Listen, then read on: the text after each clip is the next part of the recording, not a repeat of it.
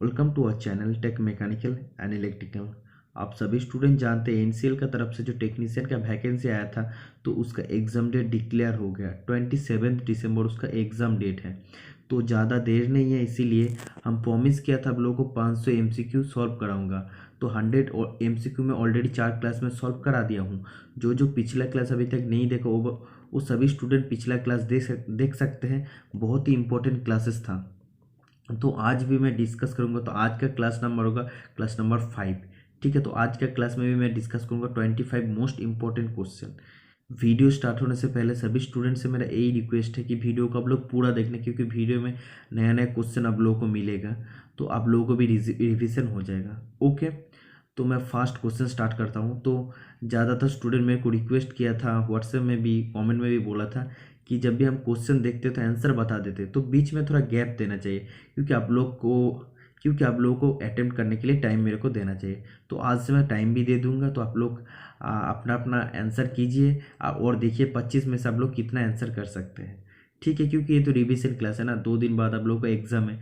अभी आप लोगों को देखना है कितना आप लोगों का प्रिपरेशन है, उसका मुताबिक आपको पढ़ना भी पड़ेगा। ओके, तो फर्स्ट क्वेश्चन आप देख सकते हैं, which type of apron is used for welding. कौन सा टाइप ऑफ एप्रॉन यूज, मतलब कौन सा एप्रॉन यूज होता है वेल्डिंग करते टाइम। तो option number A cotton, option number B plastic, option number C silk, option number D leather and ऊन। तो कौन सा राइट आंसर हो जाएगा, आप लोग आंसर दीजिए। तो राइट आंसर क्या हो जाएगा, राइट आंसर हो जाएगा option number D leather and ऊन। तो लेदर एंड ऊन एप्रॉन हम लोग क्यों यूज़ करते हैं, protection from the radiation of heat rays. जो वेल्डिंग करते टाइम हीट रेज होता है ना, गर्म जो रे होता है उधर से रेडिएशन निकालते हैं, तो रेडिएशन से बचाने के लिए और जो स्पैटर्स होता है स्पैटर से बचाने के लिए लेदर एंड ऊन का एप्रॉन यूज़ करना चाहिए। तो एक इम्पॉर्टेंट क्वेश्चन आता है, स्पैटर क्या है, SPATTER, स्पैटर क्या है। तो unintentionally deposit of metal in the metal surface, मतलब जब भी हम लोग दो मेटल प्लेट को ज्वाइनिंग करने जाते हैं ना, तो इंटेंशनली मतलब जानबूझ के, तो उसका ऑपोजिट हो जाता है। मतलब हम लोग का इच्छा नहीं है फिर भी हो जाता है। तो ऐसे जब होता है कि एक छोटा छोटा मेटल पार्टिकल्स सरफेस का ऊपर बन जाता है, तो उसको क्या बोलते हैं, उसको बोलते हैं स्पैटर्स। ठीक है, तो ये जानबूझ के नहीं होता है, हम लोग चाहते नहीं है फिर भी ये हो जाता। तो स्मॉल ग्लोब्यूल्स का आकार में सरफेस का ऊपर छोटा छोटा मेटल पार्टिकल्स बैठ जाता है, तो उसको क्या बोलते हैं स्पैटर्स। तो वो उड़ता है, इसीलिए हम लोग का शरीर में भी लग सकता है। तो उससे बचाने के लिए हम लोग क्या यूज़ करते हैं, लेदर और ऊन का एप्रॉन हम लोग यूज़ करते हैं। Okay, next question, which material is used to make the blowpipe for cutting the materials। बोल रहा है कि कौन सा मटेरियल यूज़ होता है ब्लो पाइप बनाने के लिए, जो ब्लो पाइप हम लोग मेटल को काटने के लिए यूज़ करते हैं। मतलब एक होता है काटिंग ब्लो पाइप, एक होता है वेल्डिंग ब्लो पाइप। तो काटिंग ब्लो पाइप कौन सा मटेरियल से बनता है, option number A copper, option number B brass, option number C aluminium, option number D bronze. तो क्या आंसर हो जाएगा, तो brass is the right answer, option number B is the right answer. Okay, तो cutting जो blow pipe होता है, तो ये इससे मोस्ट इंपॉर्टेंट क्वेश्चन आता है कि काटिंग ब्लो पाइप और वेल्डिंग ब्लो पाइप में कितना वाल्व्स रहता है। काटिंग ब्लो पाइप में 3 वाल्व्स रहता है और वेल्डिंग ब्लो पाइप में 2 वाल्व रहता है। तो काटिंग ब्लो पाइप में 3 वाल्व्स क्या रहता है, एक तो ऑक्सीजन का रहता है, एक एसिटिलीन का रहता है। ओके, और एक क्या रहता है, और एक रहता है high pressure control type valve रहता है, जो काटिंग के लिए ऑक्सीजन निकालता है। ठीक है, ये जो बाकी जो 2 वाल्व रहता है, इधर से फ्री हीट होता है। प्री हीट मतलब क्या, पहले से काटने से पहले मेटल को हीट करना है। तो ये दोनों जो वाल्व रहता है ऑक्सीजन और एसिटिलीन, ये दोनों वाल्व से सिर्फ जो फ्लेम निकालता है, तो उधर से सिर्फ मेटल को हीट करता है। और इसके बाद काटने के लिए एक high pressure control type valve use होता है, जहाँ से सिर्फ ऑक्सीजन निकालता है। ठीक है, तो ऑक्सीजन सिर्फ काटने के लिए यूज होता है। तो इसमें 3 वाल्व रहता है, आप लोग को याद रहना चाहिए। और वेल्डिंग ब्लो पाइप में 2 वाल्व रहता है, एक ऑक्सीजन और एसिटिलीन का। ओके, तो जो नोजल होता है ना काटिंग ब्लो पाइप का, नोजल में सेंटर में एक होल रहता है, तो बाकी 4-5 में और होल रहता है। ठीक है, तो सेंटर का होल का काम क्या है, इधर से काटिंग के लिए ऑक्सीजन निकालता है। ठीक है, इधर से काटिंग ऑक्सीजन निकलता है, मतलब काटने के लिए जितना ऑक्सीजन चाहिए इधर से निकलता है, और ये जो जो छोटा छोटा होल्स है तो इधर से प्रीहीट करने के लिए फ्लेम निकलता है। ठीक है, तो ये छोटा छोटा होल्स यूज होता है प्रीहीट के लिए।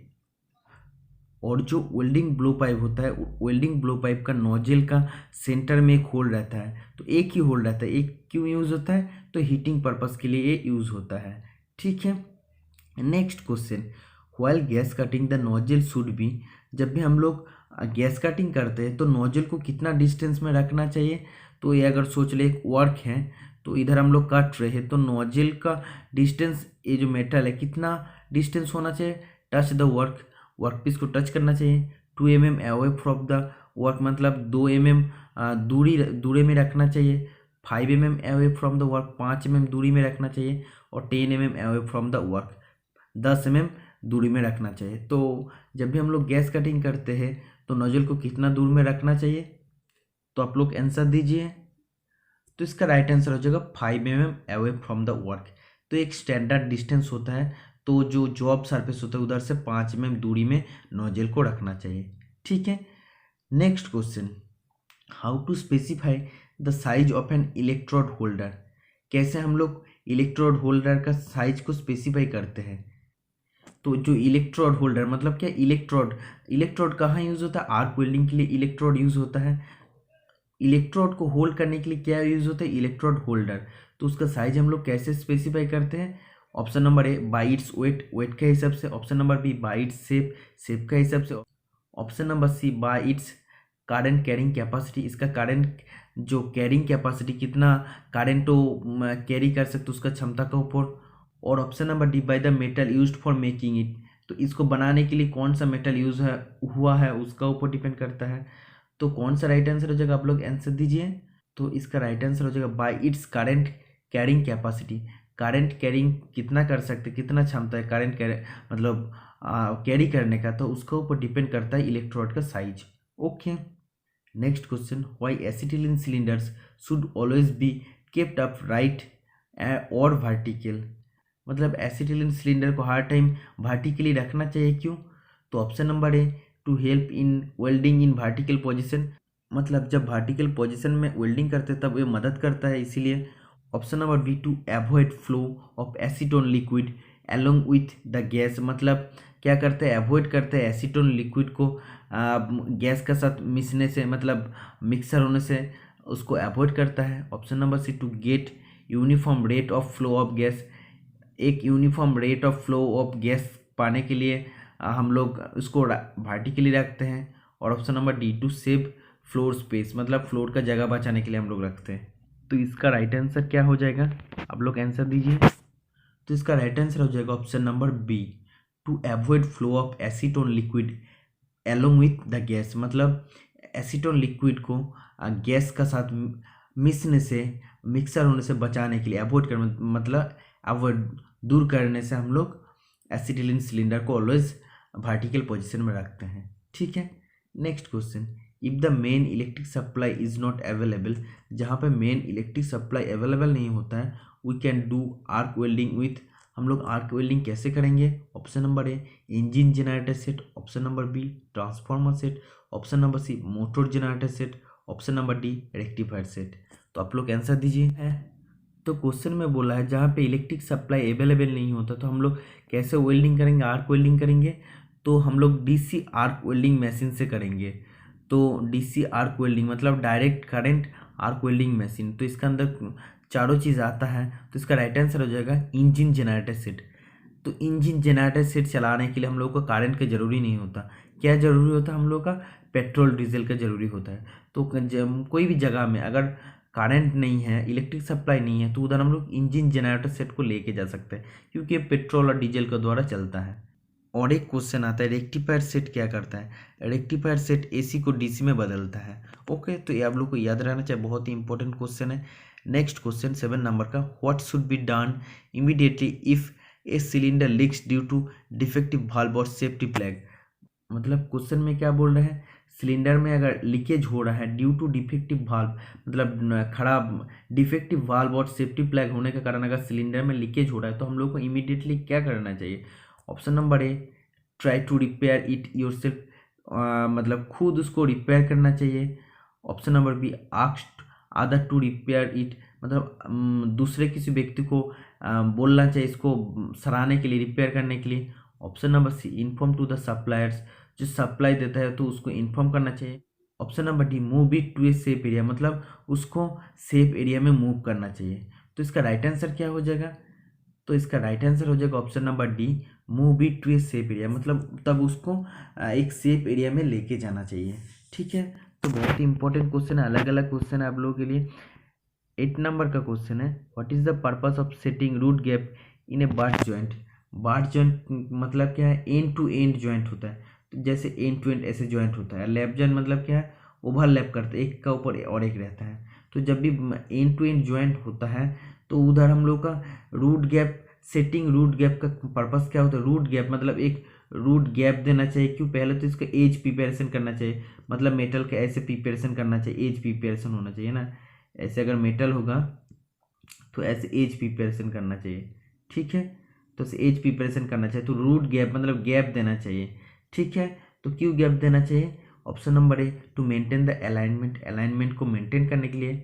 Option number B, to obtain the required depth of fusion, depth of fusion मतलब अंदर तक वो जो मेटल होता है, फ्यूजन मतलब गलता है उसका बाद वो मेटल अंदर जाता है इसीलिए। Option number C, to deposit more metal, ज़्यादा मेटल डिपॉजिट होने के लिए। Option number D, for controlling of distortion, distortion से कंट्रोल करने का मतलब डिस्टोर्शन मतलब क्या? बेंड हो जाता है कभी कभी, तो वैसे डिस्टोर्शन से कंट्रोल करने के लिए हम लोग करते हैं।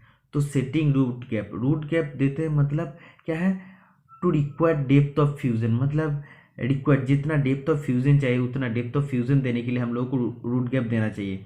जब भी हम लोग वेल्डिंग करते हैं तब क्या होता है? ये जो एज रहता है, एज गल जाता है और जो फीलर मेटल रहता है वो भी आता है, तो ये गल के करेक्ट डेप्थ तक उसका फ्यूजन होता है, मतलब वो मेटल जाता है और अच्छा से जॉइंट बनाता है, इसीलिए हम लोग करते हैं। तो इसीलिए इसका राइट आंसर हो जाएगा to obtain adequate depth of fusion, जितना डेप्थ ऑफ फ्यूजन चाहिए, जितना डेप्थ तक फ्यूजन होना चाहिए, मेटल जाना चाहिए, तो वो करने के लिए हम लोग रूट गैप को देते हैं, गैप देते हैं, इसीलिए तो अंदर जाता है ना metal.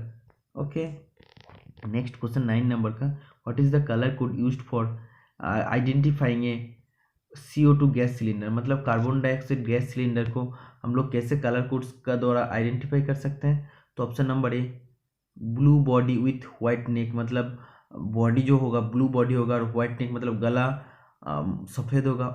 Option number B, blue body with red neck, blue body होना चाहिए और गला लाल होना चाहिए। Option number C, black body with white neck, मतलब काला जो बॉडी होगा वो काला होना चाहिए और गला सफ़ेद होना चाहिए। Option number D, black body मतलब बॉडी काला होना चाहिए विथ रेड नेक, मतलब गला लाल होना चाहिए। तो इसका राइट आंसर क्या हो जाएगा? तो इस क्वेश्चन का राइट आंसर हो जाएगा option number C, black body होना चाहिए, काला बॉडी होना चाहिए विथ वाइट नेक, जो गला होगा वो सफ़ेद होना चाहिए। ओके, तो ये आप लोग को याद रहना चाहिए, बहुत ही इंपॉर्टेंट क्वेश्चन।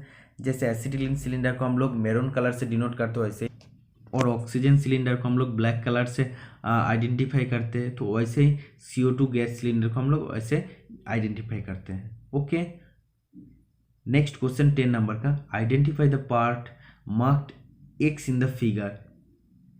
ये जो फिगर है इसमें एक्स जो पार्ट है, तो एक्स पार्ट का नाम क्या है? Option number A, safety lever. Option number B, acetylene control lever, acetylene control करने के लिए lever. Option number C, oxygen control lever, oxygen control करने के लिए lever. Option number D, mixing control lever, मतलब जो ऑक्सीजन और एसिटिलीन मिक्स होता है तो वो मिक्स कंट्रोल लीवर। तो इसका राइट आंसर क्या हो जाएगा? तो इसका राइट आंसर हो जाएगा ऑक्सीजन कंट्रोल लीवर। तो हम पहले ही बता दिया, ये काटिंग ब्लो पाइप आप देख सकते हैं, काटिंग ब्लो पाइप में 3 भाल्व रहता है, एक इधर से आता है ऑक्सीजन, इधर से आता है एसिटिलीन। ओके, ये तो 2 भाल्व हो गए, और ये जो भाल्व होता है ना एक्स पार्ट, ये होता है high pressure control type valve, मतलब जो इधर से ऑक्सीजन आता है ना, ये जब भी हम लोग भाल्व को दबाएंगे मतलब प्रेस करेंगे तो हाई प्रेशर आता है ऑक्सीजन का, तो वो क्या काम करता है? वो काटिंग के लिए यूज़ होता है। ठीक है, तो पहले इसको हम लोग दबाते नहीं, इसको प्रेस नहीं करते हैं, नॉर्मली आता है और प्रीहीट करता है मेटल को काटने से पहले, और उसका बाद हम लोग ये जो high pressure control type lever है उसको हम लोग दबाते हैं और ऑक्सीजन आता है, तो ऑक्सीजन वो कंट्रोल करता है। ओके, तो ऑक्सीजन आता है और मेटल को काटता है, तो इसलिए इसका राइट आंसर हो जाएगा option number C, oxygen control lever. Next question, the clearance angle of a drill bit is between, जो ड्रिल का क्लियरेंस एंगल कितना होना चाहिए, तो जनरली क्लियरेंस एंगल होना चाहिए 8 to 12 डिग्री। ठीक है, तो ये स्टैंडर्ड एंगल है, आप लोग को याद रहना चाहिए। तो क्लियरेंस एंगल क्या है, जब भी ड्रिल काटता है ना तो उसका एक क्लियरेंस देना चाहिए, नहीं तो ड्रिल का साथ बॉडी को घर्षण होता है, तो इसमें क्या हो जाएगा, घर्षण होने के कारण ड्रिल बहुत ज़्यादा हीट हो जाएगा। तो वर्कपीस का साथ ड्रिल बिट का घिसने से या रबिंग होने से बचाने के लिए क्लियरेंस एंगल देते, तो कितना क्लियरेंस एंगल होता है, वो 8 to 12 डिग्री होता है। ओके, जैसे ड्रिल का एक एंगल होता है चिजल एज एंगल, जिसका वैल्यू होता है 55 डिग्री। पॉइंट एंगल होता है 118 degree. Point angle actually depend करता है जो मेटल हम लोग काटने जा रहे हैं ना, ड्रिल हम लोग जिसका ऊपर करने जा रहे हैं, तो उसका हार्डनेस का ऊपर डिपेंड करता है। अगर ज़्यादा मेटल हार्ड हो जाएगा तो ड्रिल का पॉइंट एंगल ज़्यादा हो जाएगा, बड़ा हो जाएगा। तो अगर मेटल सॉफ्ट होगा तो ड्रिल का पॉइंट एंगल कम हो जाएगा। ठीक है, तो 118 डिग्री होता है स्टैंडर्ड वैल्यू। ओके, तो ये आप लोग को याद रहना चाहिए। ड्रिल का हेलिक्स एंगल और रेक एंगल सेम है, मतलब क्या है, जहाँ से चिप्स बाहर निकालता है तो उसको हेलिक्स एंगल बोलते हैं। तो हेलिक्स एंगल के क्या वैल्यू होता है, 27.5 डिग्री होता है। ठीक है, ड्रिल का 3 हेलिक्स एंगल होता है, H, N and S। Okay, hard metal के लिए और नॉर्मली जैसे लो कार्बन स्टील के लिए और सॉफ्ट मटेरियल के लिए। ओके, नेक्स्ट क्वेश्चन 12 नंबर का, a drift is used for, एक ड्रिफ्ट मतलब ड्रिल ड्रिफ्ट जिसको बोलता है, कहाँ यूज होता है, drawing a drill location, drill का लोकेशन का ड्राइंग करने के लिए। Option number B, fixing chuck on the machine spindle, machine spindle में चक को फिक्स करने के लिए। Option number C, removing a broken drill from the work, मतलब जो रिमूविंग ब्रोकन ड्रिल मतलब जो वर्क होता है कार्य से जो टूटा हुआ ड्रिल को निकालने के लिए। Option number D, removing the drill from the machine spindle, machine spindle से ड्रिल को रिमूव करने के लिए। तो इसका राइट आंसर क्या हो जाएगा, आप लोग आंसर बताएं। तो इसका राइट आंसर हो जाएगा option number D, removing the drill from the machine spindle, machine spindle से ड्रिल को रिमूव करने मतलब खोलने के लिए ड्रिल ड्रिफ्ट यूज होता है।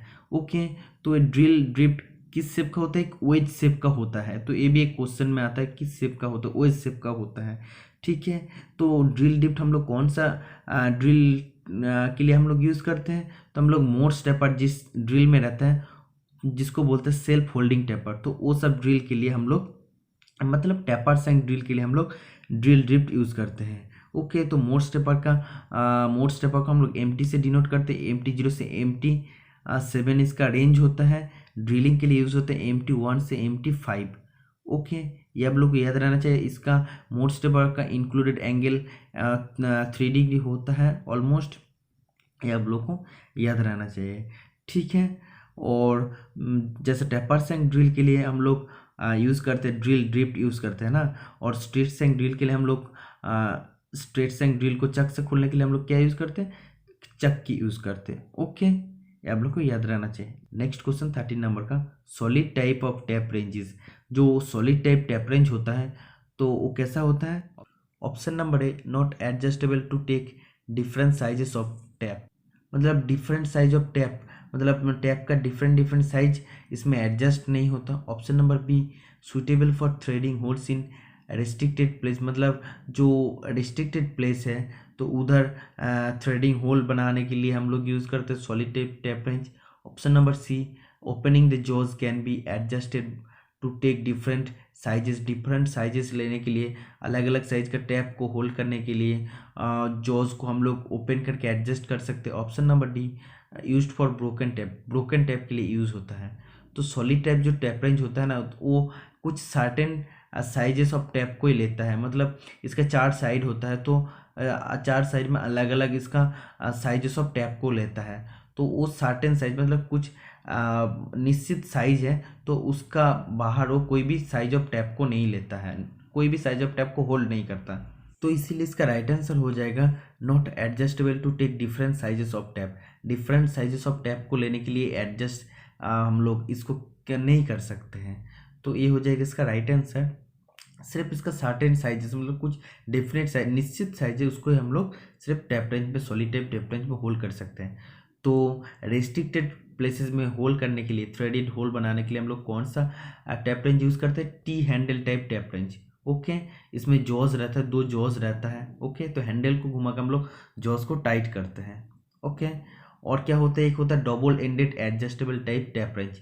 ये बड़ा बड़ा टैप को होल्ड करने के लिए यूज़ होता है, और इसमें हम लोग अलग अलग डिफरेंट साइजेस ऑफ टैप को होल्ड कर सकते हैं। ओके, तो 3 टाइप्स का टैप रेंज जनरली होता है। नेक्स्ट क्वेश्चन 14 नंबर का है, adjustable screw plate die is use for.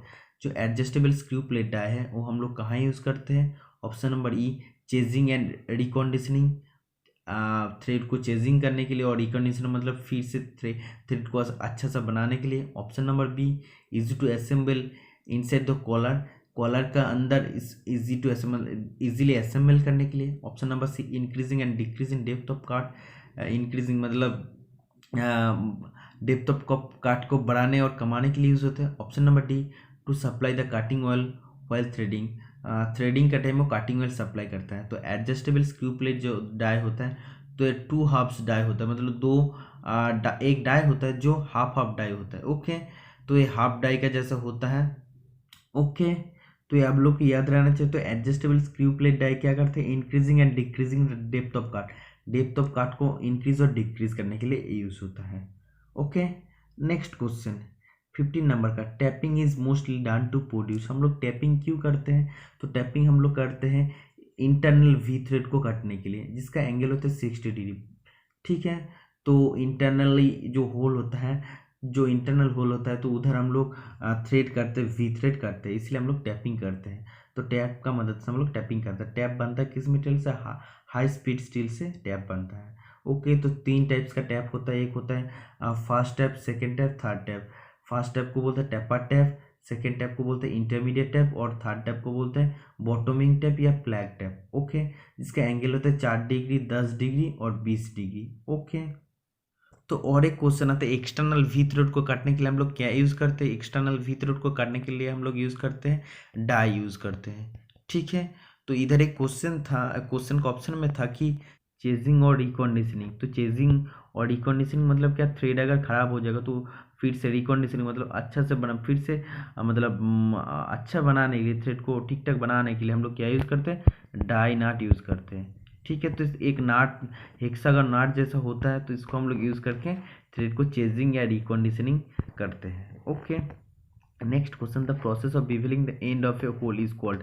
जिस प्रोसेस में कोई भी एक होल रहता है, ऐसे अगर होल है तो होल का फ्रंट पोर्शन को बिवलिंग मतलब चैम्पर करने का जो प्रोसेस होता है उसको क्या बोलते हैं? उसको बोलते हैं काउंटर सिंकिंग। तो काउंटर सिंकिंग काउंटर सिंकिंग के लिए काउंटर संक टूल यूज़ होता है। ओके, और काउंटर बोरिंग क्या है?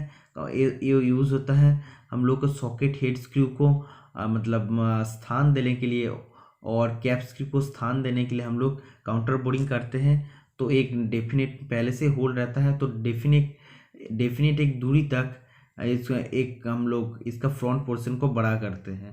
ओके, तो इसको क्या बोलते हैं? इसको बोलते हैं काउंटर बोर्डिंग प्रोसेस। इसके लिए काउंटर बोर्ड टूल यूज होता है। और क्या होता है स्पॉट फेसिंग? मतलब क्या है? स्पॉट फेसिंग करके हम लोग क्या करते हैं? वॉशर को और बोल्ट को स्थान देते हैं। ओके, रिमिंग करके क्या करते हैं हम लोग? जो कोई भी एक होल रहता है, होल का साइज थोड़ा सा बड़ा होता है, और अंदर से जो इंटरनल होल रहता है वो अच्छा फिनिश बन जाता है। ठीक है, तो उसका फिनिश क्वालिटी और भी अच्छा हो जाता है। तो आप लोग को याद रहना चाहिए काउंटर सिंकिंग के बारे में 2-3 पॉइंट, जो पॉइंट बार बार एग्जाम में पूछा गया है। इसका 4 एंगल होता है काउंटर सिंकिंग का, तो 75, 80, 90 एंड 120। तो 75 यूज़ होता है काउंटर सिंकिंग रिवेटिंग पर्पस के लिए, 80 डिग्री यूज़ होता है सेल्फ टैपिंग स्क्रू के लिए। ओके, 90 डिग्री होता है countersinking head screw and deburring करने के लिए, होल का जो फ्रंट पोर्शन आता है तो डिबरिंग करने के लिए। काउंटर सिंक हेड स्क्रू रहता है, तो काउंटर सिंक हेड स्क्रू को स्थान देने के लिए 90 डिग्री काउंटर सिंकिंग हम लोग करते हैं। 120 डिग्री काउंटर सिंक हम लोग कहाँ यूज़ करते हैं? जहाँ पे कोई भी होल का अंदर अगर थ्रेड कटना पड़ेगा तो उसका फ्रंट पोर्शन को चैम्पर करने के लिए हम लोग 120 डिग्री चैम्परिंग यूज़ करते हैं। ओके, तो ये आप लोग को याद रहना चाहिए, बहुत ही मोस्ट इंपॉर्टेंट क्वेश्चन है। Next question, the process of enlarging the end of a hole for accommodating the socket head screw. मतलब एक प्रोसेस होता है जिसमें होल का इन पोर्शन को हम लोग बड़ा कर देते हैं, किसको स्थान देने के लिए, सॉकेट हेड स्क्रू को स्थान देने के लिए। तो इस प्रोसेस को क्या बोलते हैं, अभी कुछ देर पहले मैं डिस्कस कर दिया। सॉकेट हेड स्क्रू को स्थान देने के लिए हम लोग कौन सा ऑपरेशन करते हैं, काउंटर बोरिंग करते हैं। ठीक है, next question, vernier height gauge is used for measuring. तो वर्नियर हाइट गेज हम लोग किस चीज़ को मेजरिंग करने के लिए हम लोग यूज़ करते हैं, तो option number A internal dimension को मेजरिंग करने के लिए, option number B external dimension को मेजरिंग करने के लिए, option number C pitch diameter को मेजरिंग करने के लिए, option number D machine dimension को मेजरिंग करने के लिए।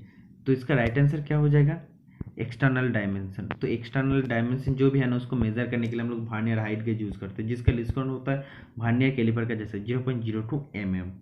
ओके, बहुत ही इंपॉर्टेंट क्वेश्चन है।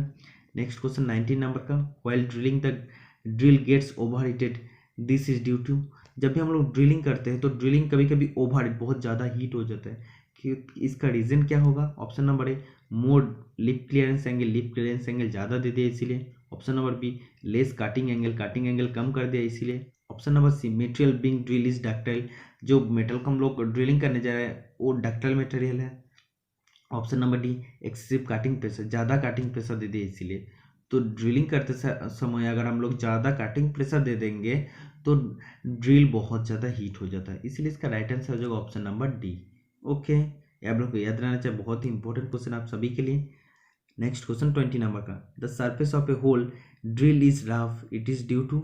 मतलब कोई भी एक होल है, हम लोग ड्रिल किया उसके बाद बहुत ज़्यादा रफ बन गया है, जो होल बना है बहुत ज़्यादा रफ है, तो उसका कारण क्या है, ओन आउट स्पिंडल बियरिंग खराब हो गया इसीलिए, option number B drill is not held rigid, drill मतलब रिजिडली बहुत ही टाइट कसा तो हेल्ड नहीं किया गया था, मतलब अच्छा से ड्रिल चक में या जो मशीन स्पिंडल में पकड़ा नहीं गया था, option number C blunt cutting edge blunt है इसीलिए, option number D unequal lip length, मतलब लिप का जो लेंथ है ना दोनों लिप का लेंथ समान नहीं है। तो जब भी कोई भी ड्रिल होल होता है वो अगर रफ हो जाए तो उसका कारण होता है blunt cutting edge totally sharp नहीं है, और ब्लांट हो गया, ठीक है, ऐसे ऐसे ब्लांट हो गया, काटिंग एज अगर ऐसे ब्लांट हो जाएगा तो वैसे ड्रिल होल रफ बनेगा, अगर शार्प होता तो क्या होता, अच्छा सरफेस बनता है। ओके, तो और एक क्वेश्चन आता है, जो भी ड्रिल होता है ड्रिल का साइज से अगर ड्रिल होल बड़ा हो जाता है तो ड्रिल होल बड़ा होने का कारण क्या होता है, अनइक्वल लिप लेंथ अगर दोनों समान नहीं होगा तो ड्रिल का जो होल बनेगा वो बड़ा हो जाएगा। नेक्स्ट क्वेश्चन 21 नंबर का, which one of the following thread has got the highest depth, मतलब इसमें से कौन सा थ्रेड का हाईएस्ट डेप्थ है। तो डेप्थ मैं डेली क्लास में बता देता हूँ, स्क्वायर थ्रेड का डेप्थ होता है 0.5 इंटू पिच, एक्मी थ्रेड का डेप्थ होता है 0.5 into pitch plus 0.25 mm, worm thread का डेप्थ होता है 0.6866 इंटू पिच, बट्रेस थ्रेड का डेप्थ होता है 0.75 इंटू पिच। तो इसमें सबसे ज़्यादा किसका डेप्थ है, एक्चुअली हम लोग का जानते हैं थियोरिटिकली बट्रेस थ्रेड का होता है, लेकिन ज़्यादातर जगह में इसका राइट आंसर वर्म थ्रेड को ही मानता है, तो इस जगह में भी इसका राइट आंसर वर्म थ्रेड को माना है, इसलिए हम लोग एग्जाम में वर्म थ्रेड को सिलेक्ट करेंगे। नेक्स्ट क्वेश्चन 22 नंबर का, the damage external thread are rectified by. हम 5 मिनट पहले क्वेश्चन को डिस्कस कर दिया कि जो खराब हो गया है ऐसा कोई थ्रेड एक्सटर्नल थ्रेड है तो उसको हम लोग रिकंडीशनिंग करने के लिए, रेक्टिफाई मतलब सुधारने के लिए हम लोग क्या करेंगे, हम लोग डाई नट यूज़ करेंगे। डाई नट होता है हेक्सागन जैसे नाट, हेक्सागन नाट का जैसा होता है वो यूज़ करके हम लोग जो एक्सटर्नल थ्रेड है उसको रेक्टिफाई कर सकते हैं। नेक्स्ट क्वेश्चन 23 नंबर का, angle of BHW V form thread is.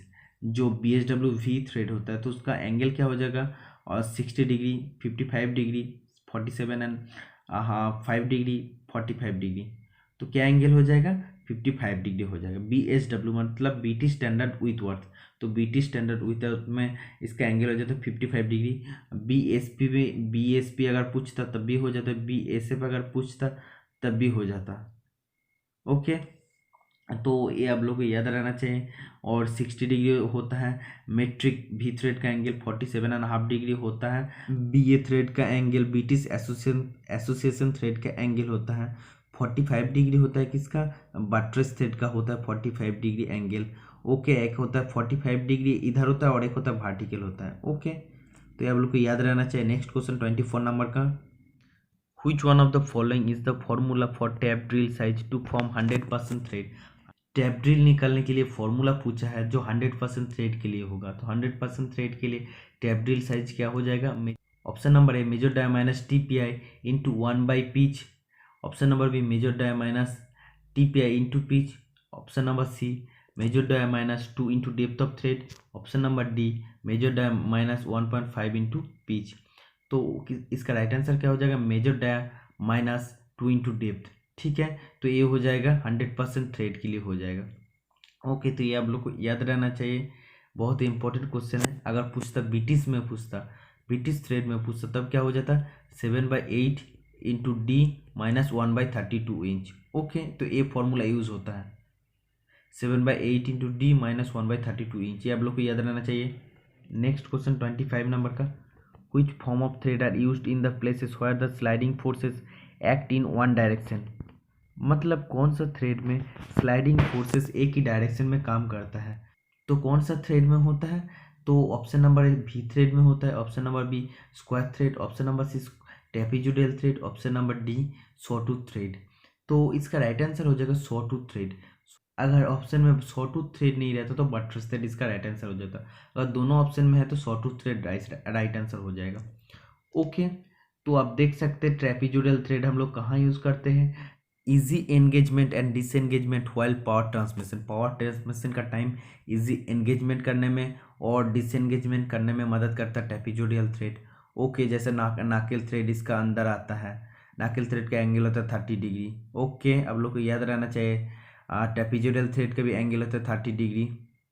और क्या होता है? वर्म थ्रेड का एंगल होता है 29 डिग्री। ओके, ये भी आप लोग को याद रहना चाहिए, बहुत इंपॉर्टेंट क्वेश्चन है। तो आज मैं डिस्कस कर दिया टोटल 25 क्वेश्चन, जितना ज़्यादा हो सके मैं डिटेल्स में डिस्कस किया हूँ। तो आप लोग मेरे को कमेंट बॉक्स में बताया कि ये जो 25 क्वेश्चन है इसमें से आप लोग कितना आंसर अटेम्प्ट किए हैं। अगर 25 में से अगर कोई भी स्टूडेंट 22 से ज़्यादा मार्क्स लाया, 22 से ज़्यादा क्वेश्चन को सही किया, तो वो सभी स्टूडेंट का प्रिपरेशन अच्छा है। ओके, तो आज था टोटल ये 25 ही क्वेश्चन। अगर वीडियो का एक्सप्लेनेशन अच्छा लगे तो चैनल को जरूर सब्सक्राइब करना, क्योंकि मैं ऐसे इनसेल का और भी क्लास लाते रहूँगा। तो आज के लिए इतना ही।